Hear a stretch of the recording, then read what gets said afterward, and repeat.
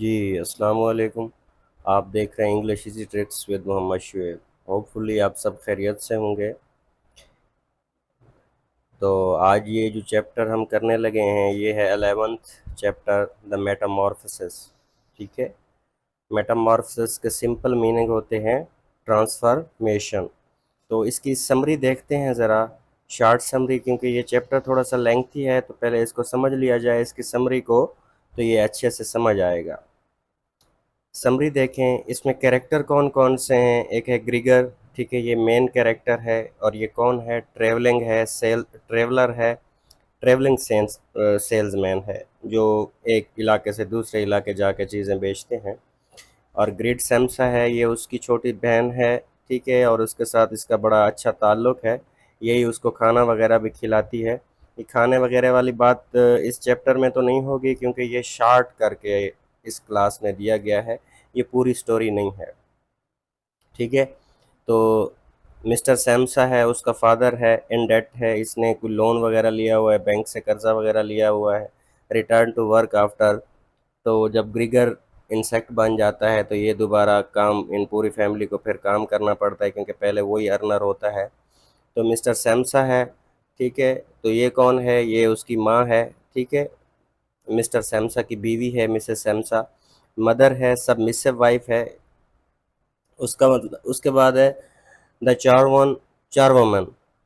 The चार woman है, ये एम्प्लॉय ऑफ द फैमिली, ये उनकी मेड है जो उनके घर में काम करती है। और इसका थीम ज़रा देख लें, थीम क्या है? आइडेंटिटी क्राइसिस है। ठीक है, कि उस बंदे को अपनी आइडेंटिटी में रहना पसंद नहीं है। वो जिस काम में करता है रहता है, वो काम उसको करना पसंद नहीं है, इसलिए वो अपनी आइडेंटिटी छुपाना चाहता है। एलियनेशन एंड आइसोलेशन है, वो कमरे में ही बंद रहना चाहता है, वो नहीं चाहता कि फैमिली के साथ आए, बाहर उठे, कहीं जाए। एब्सर्डिटी एंड मीनिंगलेसनेस है। एब्सर्डिटी किसको कहते हैं? जिस चीज़ का कोई मतलब ना हो। ठीक है। तो एंग्जाइटी एंड फेयर है, ऐसे ही किसी चीज़ के बारे में कोई बात जहन में आ जाए तो उसका खौफ रहना। ट्रांसफॉर्मेशन एंड चेंज है, कि किस तरह से only the change is permanent in this temporary world. Transformation guilt and Shem है, कि जब लोग काम नहीं करते क्योंकि उसका काम करने को दिल नहीं करता, तो उसके बाद वो गिल्ट और शेम फील करता है। तो इसी तरह इसकी मैंने ये शॉर्ट समरी करके लिखी है, होपफुली आपको समझ आएगी। ठीक है। और ये जो एरा है, जिस एरा में लिखा गया, ये इंडस्ट्रियलाइजेशन के बाद लिखा गया है। ठीक है, कि इंडस्ट्रियलाइजेशन जब शुरू हुई दुनिया में, पहले इंसान सुकून में रहता था, इंसान काम के पीछे इतना भागने लगा कि उसे सुकून का वक्त ही नहीं मिलता था। तो इस वजह से फिर लोग क्या थे? तो इंसेक्ट को इस तरह भी देखा जा सकता है कि लोग इंसेक्ट बन गए थे, बस सारे काम करने लगे थे, कोई उनको सुकून और अपनी सोशल लाइफ का कोई पता नहीं था। तो इसकी छोटी सी समरी देखते हैं ज़रा। Gregor Samsa, a travelling salesman, wakes up to find himself transformed into a monstrous vermin. एक सुबह जब ये उठता है तो इसे लगता है कि ये एक बहुत बड़ा कीड़ा बन चुका है। ठीक है। He struggles to comprehend his new physical form and grapples with the challenges of moving, communicating। और इसको होता क्या है कि ये उठने की कोशिश करता है कि अपने बेड से कि उठे, जिस तरह चलता था उस तरह चले, लेकिन ये चल उठ नहीं सकता सही से। Despite his efforts to hide his information transformation, his family discovers his condition and is shocked and disturbed।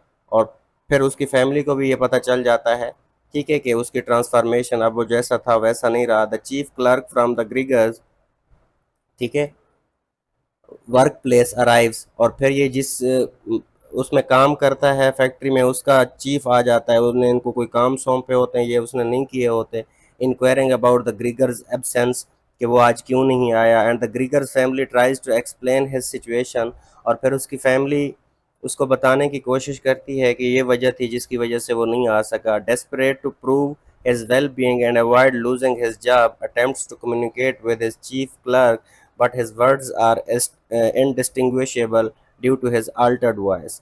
क्योंकि अब वो इंसान नहीं रहा होता, क्योंकि उसमें शिफ्ट हो चुका होता है, कन्वर्ट हो चुका होता है वार में। तो पहले तो ये बात ही नहीं करता, इसकी फैमिली इसे बुलाती रहती है, लेकिन जब इसका चीफ आता है तो ये उसके साथ बात करता है, थोड़ा सा अंदर से ही आवाज़ देता है, लेकिन इसकी आवाज़ सही से समझ नहीं आती। और ये उसको इस वजह से जवाब देता है कि कहीं से वो मुझे जॉब से ना निकाल दे।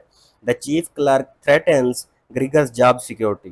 ठीक है, वो उसे कहता है कि तुम्हारी जॉब इनसिक्योर हो जाएगी अगर तुमने मुझे जवाब नहीं दिया। Citing his recent poor performance and questioning his handling of the company funds.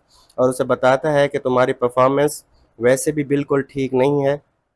Grigor's determined to treasure to reassure his family and employer, muster his strength to stand upright. Muster का मतलब होता है इकट्ठा करना। Stand upright and prepare to open the door. आखिरकार वो जोश और जज्बा अपनी हिम्मत इकट्ठी करके उठने की कोशिश करता है despite his physical pain and discomfort. चाहे उसके जिस्म में जितना भी दर्द होता है वो उठने की कोशिश करता है।